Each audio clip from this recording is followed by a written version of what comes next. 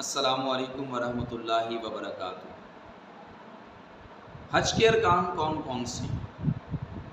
حج کے ارکان کو جاننا ایک حاجی کے لیے بہت ہی اہم اور ضروری ہے، اس لیے کہ جس طرح اسلام کے بھی بنیادی ارکان ہیں، یعنی توحید اور نبی کریم صلی اللہ علیہ وسلم کی رسالت، نماز، روزہ، زکوٰۃ، حج، اگر کوئی شخص ایک رکن کا بھی انکار کر دے تو وہ دائرہ اسلام سے خارج ہے۔ اور اسی طرح اسلام کے ساتھ ساتھ ایمان کے بھی بنیادی ارکان ہیں۔ ایمان کے بنیادی ارکان کتنے ہیں؟ 6۔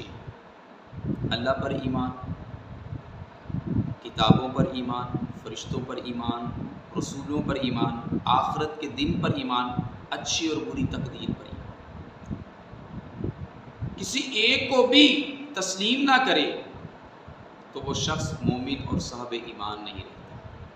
اسی طرح حج کے بھی ارکان ہیں، اگر ان میں سے ایک رکن کی بھی ادائیگی نہ ہوئی تو حج ہی نہیں ہوگا۔ یعنی اس قدر اہم ہیں یہ ارکان، جن کا جاننا ضروری ہے تاکہ ہم ان ارکان کی ادائیگی کر سکیں ہر صورت۔